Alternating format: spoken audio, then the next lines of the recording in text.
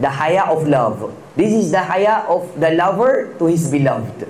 Yung asawa nahihiya sa kanyang asawa. Yung anak nahihiya sa parents. Yung parents nahihiya sa anak. Kung bagay, yung anak mo mayaman na, tapos ikaw nahihiya kang manghingi ng pera. That is the haya of love. Sa kamang buhay barat, saka anak, kakahingi mo lang kahapon, ngayon, mahihiya ka, di ba? That is the haya of love.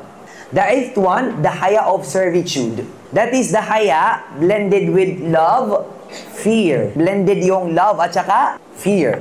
Ninth one, the haya of dignity. Yung may dignidad ka, there's that noble soul. Dangaswa kasi, nandyan yung may dignity, you keep your dignity. Hindi ka nansgo nga, kaya. The last one, subhanallah, the haya from oneself. Yung nahihiya ka sa iyong sarili na paggawain mo siya ng masama, right? Yung naisip mo, now self, lagi ka na lang nagsisinungaling. Nahiya ka sa iyong sarili.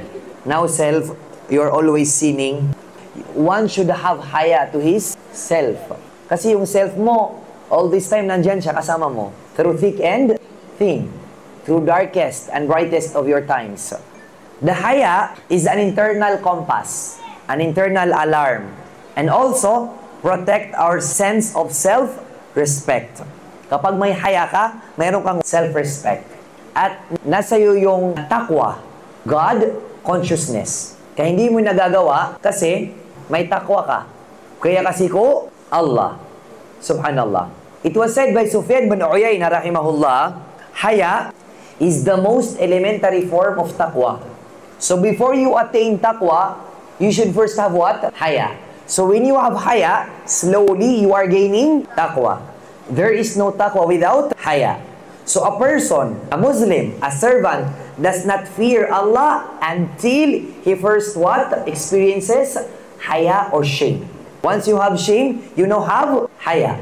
So that is why, practice haya, and then you will have what? A taqwa to Allah subhanahu wa ta'ala.